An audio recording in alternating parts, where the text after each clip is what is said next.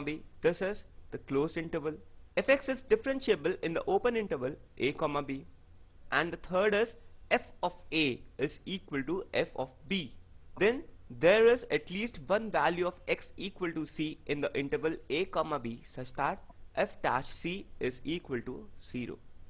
So this theorem says that if fx is a real valued function in the closed interval of a comma b such that the first condition is fx should be continuous in that interval, fx is differentiable in that interval, and f of a is equal to f of b, then there is at least one value of x in the interval a comma b such that f dash c is equal to 0, or the slope of tangent at that point is equal to 0. So how was it related to the car example? We see that the car was moving, it was having some speed. Then you realize that it has to be turned back, it cannot go that way. So one had to apply the brake and the speed of the car becomes 0 at some point. Then it starts increasing in the opposite direction and you once again reach to your place, the same very place from where you started. That's the same as Rolle's theorem. That is, if fx is a continuous function in any interval and the value at the extreme points of the function is the same, there is at least one point at which f dash x is equal to 0. Let us say that this is the point x equal to a and this is the point x equal to b, and we are interested in this very interval. Fx could have this shape, fx could have this shape, fx could have this shape, and it could be a constant function as well. So we say that if f of a, this point f of a is equal to f of b, f of a is equal to f of b, then the graph must take a U-turn at least once between x equal to a and x equal to b, and that point where it takes a U-turn is the point C, where the derivative vanishes. There is always one such point of interest. So if we take this curve, this blue curve, then we see that this is the point and this is the point at which f dash x is equal to 0, and we can see this is the point C, or this is the point C. For this curve we see that this is the point C and this is the point C. Here these are the points at which f dash x is equal to 0. If we see this red curve, we see that there's only one point at which f dash x is equal to 0. Let it be C. This is a constant function, then we see that the derivative of a constant function is always 0. For all the points in this interval, we have f dash x equal to 0. So condition for Rolle's theorem is fx must be continuous in the given interval, it should be differentiable in that interval, and f of a should be equal to f of b. So let us try to see the proof of this. Let's take case number 1 as fx is a constant function. So if we consider fx to be a constant function in the interval a comma b, then we know that f dash x would be equal to 0 because the derivative of a constant function is equal to 0 for all x in that interval, and hence we can say that the Rolle's theorem is proved. Let's take case number 2 as fx is not a constant function. If fx is not a constant function, then if we take this case that fx increases up to x equal to c and then decreases up to x equal to b, that is x equal to c is the point of maxima. So at the point of maxima the derivative is equal to 0, and hence Rolle's theorem is proved. Let's try to prove this mathematically. As this is the point of maxima, so f of c plus h minus f of c should be less than 0, and f of c minus f of c minus h should be greater than 0.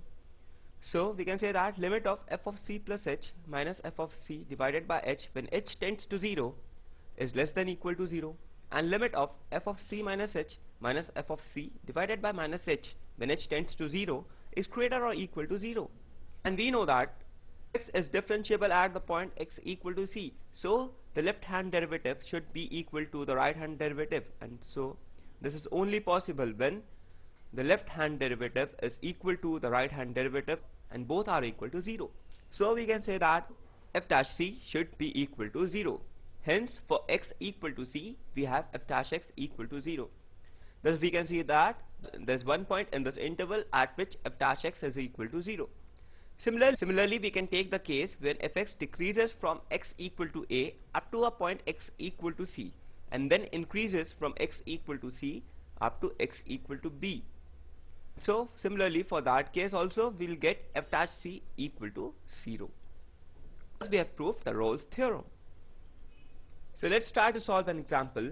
This problem appeared in IIT JEE 2004 and says that if fx is equal to x to the power of alpha into log x and f of 0 is equal to 0, then the value of alpha for which Rolle's theorem can be applied in the interval 0, 1 is option number A is -2, option number B is -1, option number C is 0, and option number D is 1/2. So in this problem we have been given the function fx and f of 0 is equal to 0.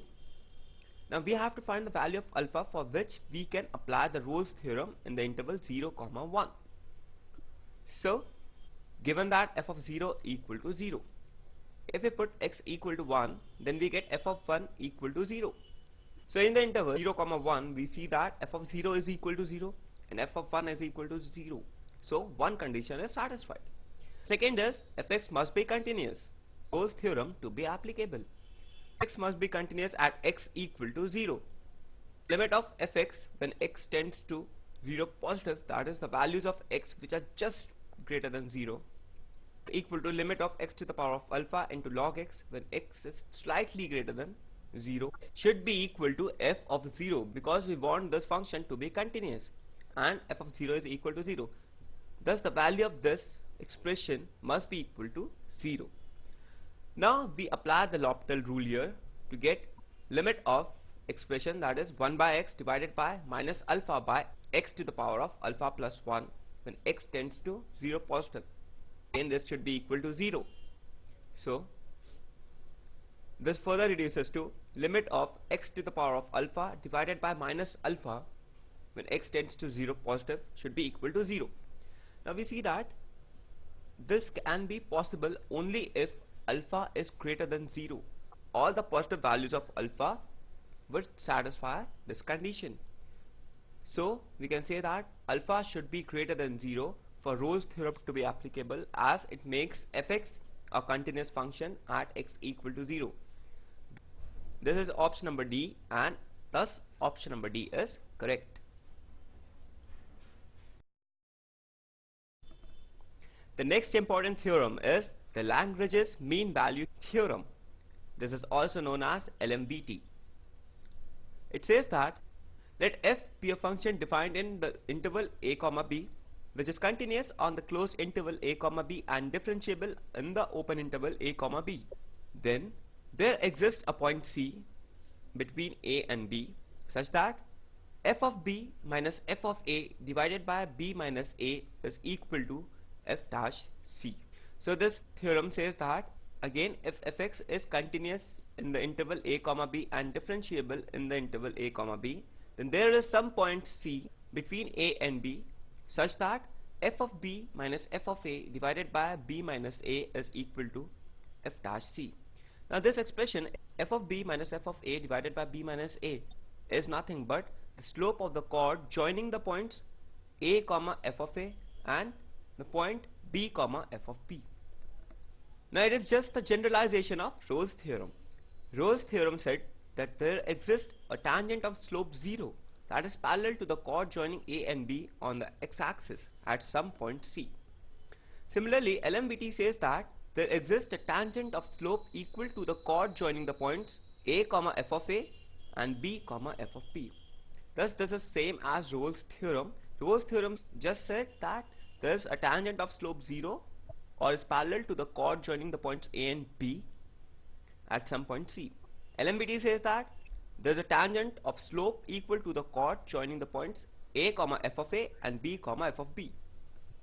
So let us say that this is the curve of fx, y equal to f of x.